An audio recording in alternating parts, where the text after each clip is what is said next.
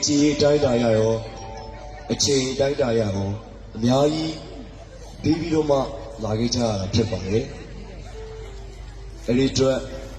giờ này tôi giao lại cha này, người ta sẽ chú tiêu chi gì đây rồi, lấy lên là chi du lịch chơi cái lố, hiện nay là lấy lên mặt đất mà đấy, người ta sẽ nhà pi để con á đi, người ta sẽ nhà pi để á đi này, cho nó sẽ xong mà chết phải.ကျွန်တော်ကတော့ရှင်းတယ်ကျွန်တော်ဘောမှာအရေးကြီးဆုံးတော့ကျွန်တော်မိသားစုတွေပဲ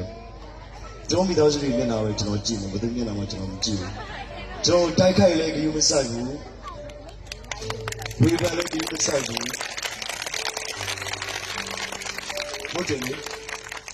ဒါကျွန်တော်ကလူငယ်ဆိုပြီးတော့ရိုင်းတဲ့စကားပြောတာမဟုတ်ပါဘူး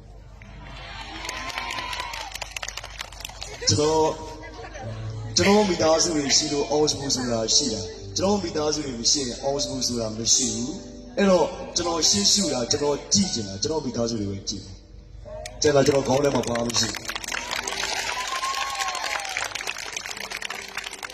နောက်တစ်ခုထပ်ပြောပါမယ်ကျွန်တော်မိသားစုတွေကိုကြည့်ရင်လေကျွန်တော်ခံမဲ့သူတွေမှာမပါပါဘူးကျွန်တော်တော့လည်းဘာမှမပြောတတ်ပါဘူးကျွန်တော်အေးစစ်စစ်ပဲနေပါတယ်ဒါပေမဲ့ပြောတဲ့လေထင်တော့ကျွန်တော်ပြောပါပါစိတ်ချကျွန်တော်ပြောလို့အောင်စုပြိဿလို့ပြောလိုက်တာနဲ့ဘယ်တော့မှကျွန်တော်မိသားစုတွေမျက်နှာမငယ်စေရဘူးအမြဲတမ်းဂုဏ်ယူနေရအောင်လဲကျွန်တော်အမြဲတမ်း